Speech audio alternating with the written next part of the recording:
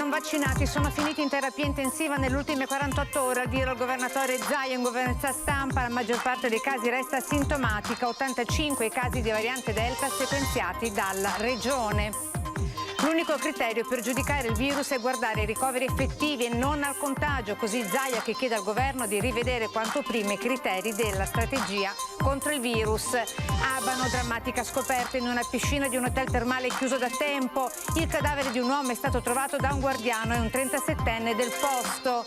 Una storia terribile di violenza, protagonista un'anziana padovana picchiata dalla badante ubriaca che è stata arrestata. Pronti a fare sistema alla provincia di Padova e di Vicenza con i sindaci e gli industriali per il potenziamento della Valsugana, urgente il collegamento con la 308 e la Pedemontana. Oggi l'Arma dei Carabinieri compie 207 anni, una lunga storia dalla monarchia al Covid. Era il 13 luglio 1814 quando venne fondato il Corpo dei Carabinieri Reali. Effetto Maneskin, Jesolo ha deciso di candidarsi all'Eurovision Song Contest 2022. La nostra è una città per vocazione internazionale, dicono dal consorzio turistico. Buonasera e ben trovati in diretta con il nostro telegiornale del Veneto. In primo piano torniamo ad occuparci del Covid con 3 cinquantenni che si trovano ricoverati in terapia intensiva nelle ultime 48 ore a causa appunto del contagio. Tutti e 3 non erano vaccinati e questo mentre aumenta l'incidenza del contagio. Ma attenzione, dice il governatore Luca Zaia, sono in buona parte asintomatici, dobbiamo guardare tutti, governo innanzitutto, ai ricoveri, tutti particolari nel nostro servizio di apertura. Abbiamo avuto dei ricoveri, 6 ricoveri, fondamentalmente dei 3 sono in terapia intensiva negli ultime 48 ore. Sono 3 cinquantenni non vaccinati. Se c'è una certezza è che un certo muro il vaccino ce lo garantisce. Il contagio c'è e cresce moderatamente, la variante Delta si insinua, ma le conseguenze gravi per chi è immunizzato non ci sono. L'andamento della curva epidemiologica in Veneto sta dimostrando al momento questo tipo di tendenza con la stragrande maggioranza dei positivi asintomatici. Allerta quindi, ma non allarme, che porta lo stesso Zaia a chiedere al governo un nuovo approccio al virus anche in vista dell'autunno, così da evitare il ritorno a una nuova stagione di restrizioni. A noi interessa l'ospedalizzazione, che è il vero parametro. Cioè come se noi ci preoccupassimo della diffusione dell'influenza e andassimo a cercare tutti quelli che hanno il virus e non hanno sintomi o hanno un raffreddore. Uno ti dice a un certo punto, scusa, siccome lo scenario è oggettivamente cambiato e siamo anche in presenza di vaccinazione che prima non avevamo, probabilmente qualche riflessione va fatta. Nel frattempo la parola d'ordine resta contenimento e quindi tracciamento dei casi sospetti. Oltre 25.000 i tamponi che vengono fatti quotidianamente in Veneto, il doppio della media nazionale. Siamo noi, quelli che fanno più tamponi su 100.000 abitanti in Italia. Per darvi un'idea, noi ne facciamo 437 su 100.000 abitanti al giorno, la media nazionale è 2,41. Noi facciamo il doppio della media nazionale sostanzialmente. Screening massiccio che sta contribuendo, come avvenuto già in passato, a scoprire più casi. Anche da qui l'aumento dell'incidenza. Il trend, guardando all'Europa, è segnato. Arriveremo al 70% della variante sui positivi, come è accaduto per l'inglese. Certo, ripete Zaia, rispetto a un anno fa quando i vaccini non c'erano, la situazione è diversa. E sulle varianti si è concentrata Francesca Russo, dirigente della prevenzione in Veneto. 81 sono quelli riguardanti la variante Delta. Siamo a 81 soggetti sequenziati con variante Delta e 4 con una variante simile, diciamo appartenente alla stessa famiglia, quindi sono 85. Poi sempre insomma un 52 di variante inglese, quindi comunque abbiamo visto che al momento c'è stato un po' un numero, è cresciuto il numero di variante Delta, ecco. Questa è proprio la notizia di questa mattina. Questa è la fotografia aggiornata del Dipartimento regionale di prevenzione alla luce dei sequenziamenti del virus, preciso anche l'identikit dei nuovi contagiati. Abbiamo un'età mediana dei casi positivi che è intorno ai 22-23 anni.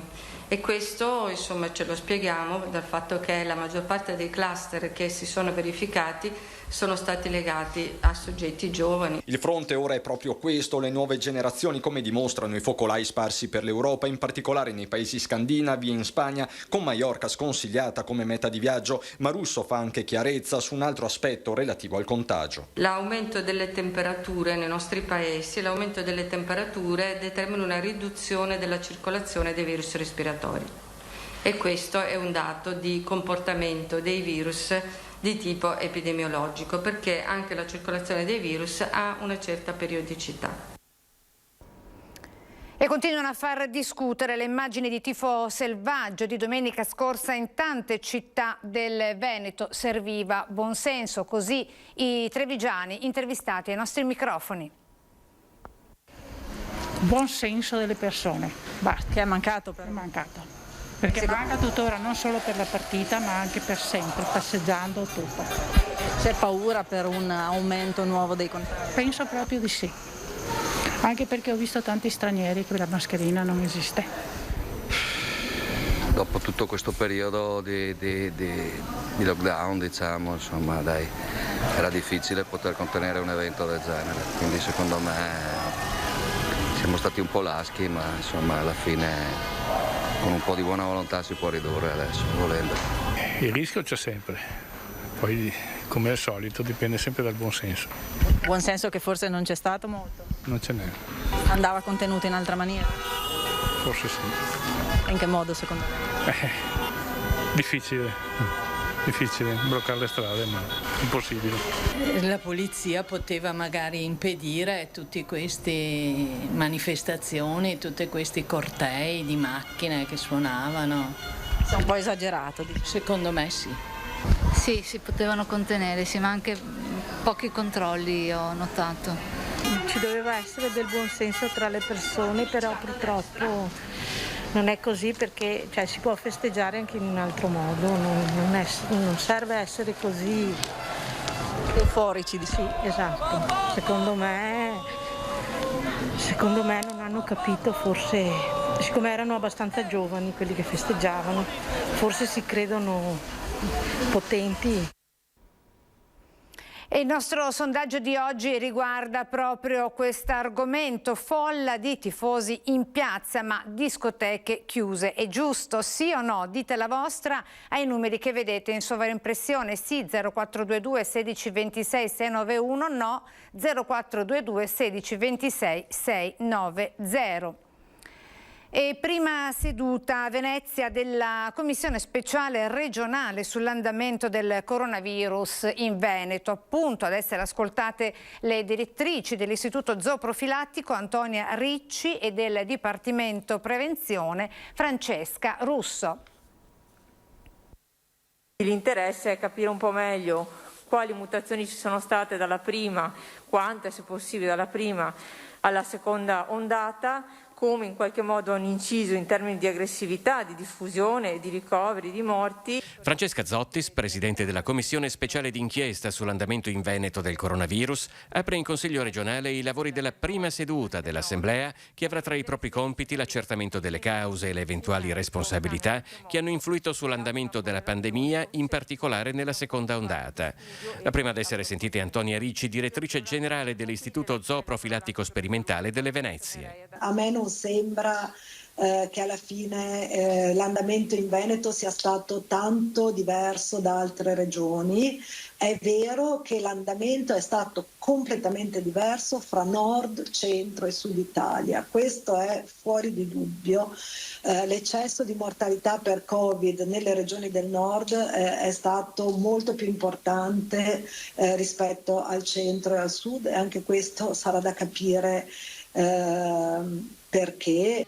Nel pomeriggio è stata la volta della direttrice prevenzione e sicurezza alimentare e veterinaria della regione, Francesca Russo. Quando il 21 febbraio abbiamo avuto il primo caso, diciamo che i nostri dipartimenti di prevenzione, che poi sono stati quelli primariamente interessati, avevano già non solo la formazione, quindi come individuare il caso, fare l'indagine epidemiologica, l'isolamento, la quarantena, che non è scontato, ci vuole un'esperienza e ci vuole una capacità organizzativa. Rispetto alle audizioni dei tecnici in regione, il clima politico resta surriscaldato. A dividere maggioranza e opposizione è ancora lo studio del professor Crisanti, come nel corso del talk show Ring, dove a scontrarsi sono stati i consiglieri Arturo Lorenzoni e Alberto Villanova. E gli altri studi che sono stati pubblicati allora sull'Anset e sulle altre riviste danno scientifiche danno ragione a chi? Danno ragione a chi? Scusi, ma senta, con questo atteggiamento che mi vuole insegnare a me il mio mestiere, scusi, ma se lo tenga io i denti non li so curare e non le vengo a insegnare a curare i denti.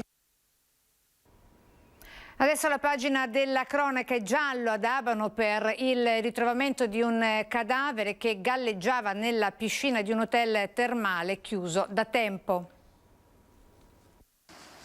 Il corpo senza vita di un uomo è stato ritrovato all'interno di un hotel termale chiuso da tempo. L'allarme è stato lanciato nel tardo pomeriggio di lunedì 12 luglio, quando il custode dell'hotel Firenze di via Flacco ad Abano Terme ha notato il cadavere galleggiare nella piscina. I carabinieri sono intervenuti subito. Poche ore prima una famiglia aveva denunciato la scomparsa del figlio che non vedeva da domenica sera. Il corpo senza vita purtroppo corrisponde proprio al giovane, un 37enne residente con i genitori proprio ad Abano Terme.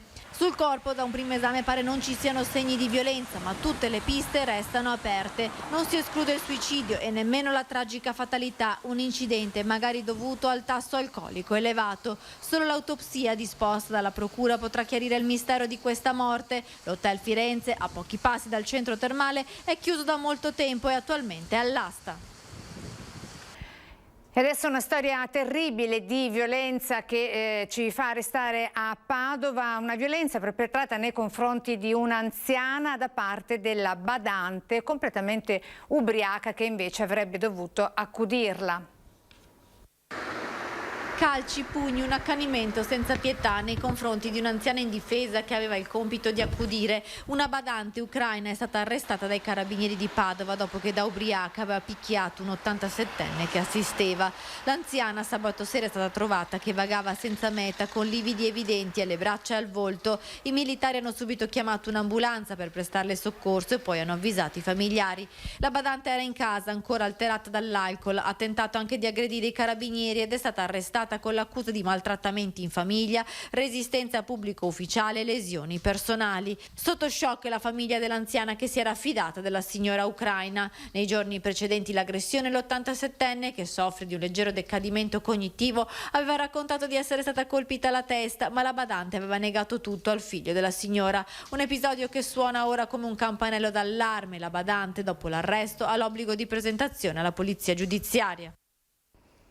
Tragedia sfiorata a Jesola nel primo pomeriggio quando un bambino di 10 anni è sfuggito al controllo della mamma e in un attimo si è trovato in balia delle onde. Ad accorgersi di quanto stava accadendo l'addetto al salvataggio che è immediatamente intervenuto. Il piccolo era finito sotto il pontile. Il bagnino della Jesolo Turismo si è diretto sulla testa del pontile per cercare di afferrare il bimbo che però era finito sotto al cemento. A quel punto, senza esitare, si è tuffato e lo ha preso con sé riportandolo sopra il pontile. Il piccolo se l'è cavata soltanto fortunatamente con un grande spavento. Ed ennesima predazione in altopiano, sbranata una mucca in zona artigianale. Ancora una volta l'altopiano si scopre preda dei branchi di lupi che si spostano fra boschi, case e contrade. L'ultima predazione è avvenuta ad Asiago, a poca distanza dalla zona artigianale, dove una manza è stata sventrata, uccisa e parzialmente divorata dai selvatici. Ai proprietari non è rimasto che raccogliere la carcassa con un mezzo agricolo per poterla smaltire correttamente, ma la fotografia ha fatto il giro dei social destando rabbia per l'ennesima predazione di questo scorcio d'estate. E questo cartello la dice lunga sull'umore di chi fa allevamento in altopiano. L'allevatore ha infatti deciso di esporre quel che rimane del bovino per protestare contro una situazione che si sta facendo davvero complicata per le terre alte del Vicentino. La singolare forma di protesta ha ottenuto subito attestati di vicinanza e sostegno da parte di cittadini e forze politiche. Ed è in corso a Palazzo Chigi la riunione del Consiglio dei Ministri con all'ordine del giorno il decreto sulle grandi navi a Venezia. Secondo fonti ministeriali sarebbe pronto ad essere varato un pacchetto di misure per allontanare da Venezia le grandi navi e allo stesso tempo tutelare i lavoratori coinvolti. Nello specifico, le grandi navi di dimensioni superiori alle 25.000 tonnellate da agosto saranno spostate a Marghera. Si prevedono indennizi e cassa integrazione per aiutare i lavoratori coinvolti nella misura. 18 sindaci nel territorio tra Vicenza e Padova e rappresentanti di categoria hanno firmato un documento per chiedere alla Regione che si intervenga sulla Valsugana.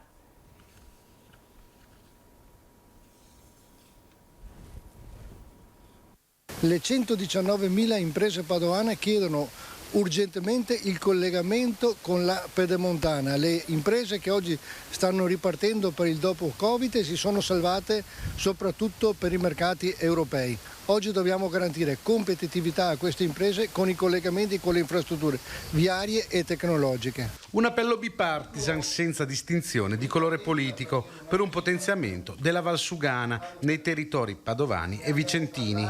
Un collegamento necessario per la Pedemontana veneta con il casello di Bassano Ovest richiesto da 18 sindaci del territorio e dai presidenti delle due province interessate. C'era anche un appello di unione come enti locali per far sì che la Regione poi possa dare una risposta concreta anche nel prossimo triennale delle viabilità e quindi delle opere che si vanno ad inserire. Questo tratto di strada deve essere inserito appunto nell'ambito della gestione della Regione, quindi di Veneto Strada. Una forte spinta anche dalle associazioni di categoria che sul territorio lavorano e che vedono in queste infrastrutture una necessità per far crescere le imprese e il territorio. Lo chiediamo perché è una necessità e soprattutto per anche collegare quei pettini nord-sud che mancano e per potenziare anche quello che è l'utilizzo della Pedemontana, che è un'arteria importantissima come collegamento est-ovest. Però ci sono dei collegamenti, e parlo della strada statale 308 e della Valsugana, che necessariamente hanno bisogno di essere, collegati alla Pedemontana e potenziati nel caso della Valsugana. E adesso con il guizzo della storia andiamo a Venezia su Domani, 14 luglio, quando oltre un secolo fa crollava il campanile di San Marco. Custodito da 119 anni nel giardino di Palazzo Berlandis, nel sestiere di Dorsoduro, c'è un pezzo unico della storia di Venezia. Il resto più grande, tra quelli giunti fino a noi, del campanile di San Marco originale, crollato il 14 luglio 1902. Per raggiungerlo bisogna attraversare una calle privata, una suggestiva corte interna, un altro corridoio e infine eccolo lì, il cosiddetto toqueton, il pezzettone. Qua dietro erano tutti campi e giardini, sembra che qua ci fosse anche una stalla o comunque zone di cavalli, balle di fieno probabilmente, e fosse arrivato attraverso questo archeologo Arbib Salvatore, che è andato là probabilmente in Piazza San Marco, ha pagato un obolo come donazione, era previsto così, e si è tenuto questo grande pezzo, il toqueton. Sono stati gli attuali proprietari del giardino ad avvisare Vittorio Baroni, ideatore del progetto El Parón de Casa, come affettuosamente chiamato il campanile di San Marco a Venezia, dell'esistenza di questo straordinario reperto. Io l'ho sempre visto qua da quando mio padre negli anni 80 ha acquistato il giardino, però se devo essere sincero, io quando ero bambino scavalcavo, entravo dentro, qua era una grande piantagione di fagioli e noi giravamo intorno ai fagioli e saltavamo su questo toqueton, però non ce ne davamo conto che avesse un'importanza e francamente non ce ne siamo resi conto per moltissimi anni. Il più grande resto conosciuto del vecchio campanile di San Marco sarà oggetto di studio della Soprintendenza e dell'Università di Venezia. Dopo il crollo del 1902 gran parte delle macerie furono sparse nel Mar Adriatico, ma molti mattoni oggi stanno arrivando alla spiaggia del Lido, trascinati dalla corrente. Da qui nasce il progetto El Parón de Casa. È un progetto che come comune vogliamo sostenere e che trova una rete di istituzioni che lo supportano perché ha anche un grande valore educativo. Difatti ci sarà un grande lavoro anche con le scuole. Io credo che ritornare e riscoprire le nostre radici, la nostra storia in un momento così particolare per il mondo, credo sia un bel modo per fare comunità. Ritorniamo all'oggi, ad oggi 13 luglio, giornata in cui ricorrono i 207 anni di fondazione dell'Arma dei Carabinieri.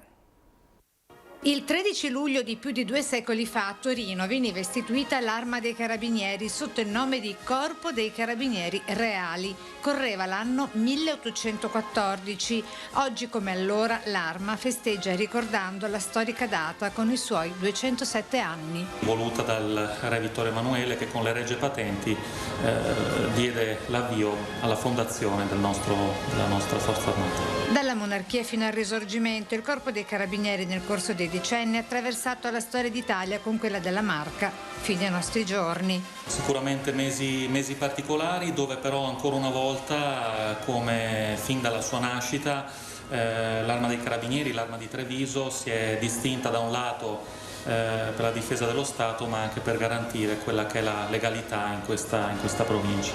Arma dei Carabinieri impegnata in prima linea contro il Covid in questi giorni da campioni d'Europa con gli azzurri di Mancini, anche sostegno e tutela della gente contro gli assembramenti. La nostra capillarità, il fatto di essere presenti solo in provincia di Treviso con le nostre 41 stazioni ci consente appunto di svolgere la nostra attività a tutela proprio della sicurezza della popolazione. L'appello dei Carabinieri di Treviso contro il Covid, tenere sempre alta la guardia. Anche in questo periodo che deve essere un periodo di riposo, appunto di svago, ma che deve avvenire sempre insomma in sicurezza e in questo come Arma dei Carabinieri cerchiamo quotidianamente di svolgere il nostro lavoro.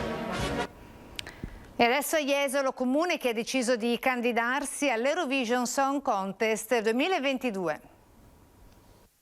Con la vittoria dei Maneskin all'Eurovision, con Zitti e Buoni, l'Italia ha guadagnato il diritto, come da regolamento della kermesse musicale, a ospitare la 66esima edizione dell'evento, dopo la tappa nei Paesi Bassi.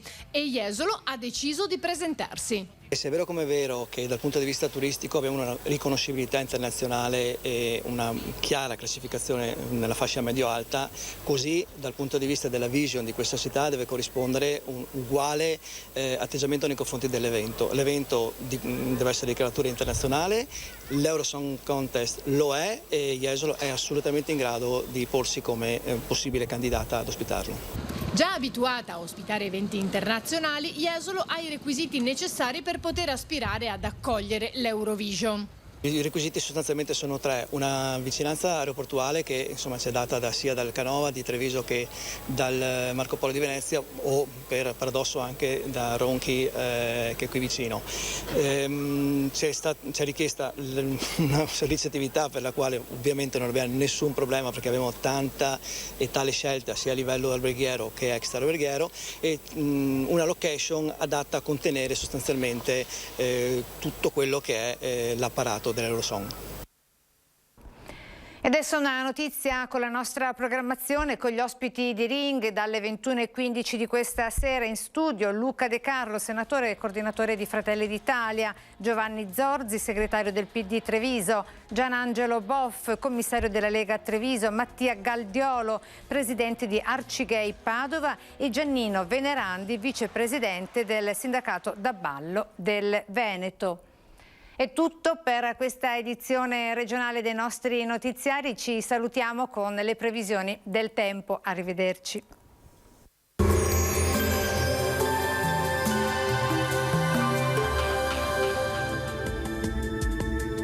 Benvenuti al Meteo. Mercoledì 14 luglio ancora tempo instabile. La perturbazione staziona sul nostro territorio portando ancora qualche pioggia e un clima decisamente più fresco. Vediamo insieme il dettaglio. Sul Veneto in mattinata avremo maggiori spazi asciutti e soleggiati, quantomeno in pianura. Acquazzoni invece sui monti. Con il passare delle ore saranno possibili dei temporali un po' su tutta la nostra regione. Temperature come detto in calo, minime tra i 14 e i 19 gradi, valori massimi oscillanti invece tra i 23 e i 27 gradi all'incirca.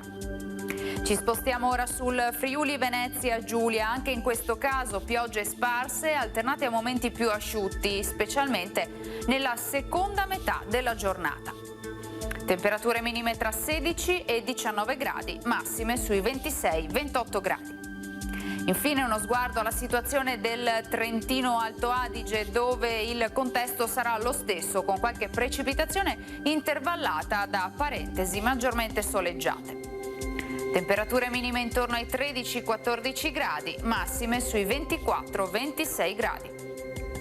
Dal meteo per ora è tutto, vi auguro come sempre un buon proseguimento in compagnia di Antenna 3.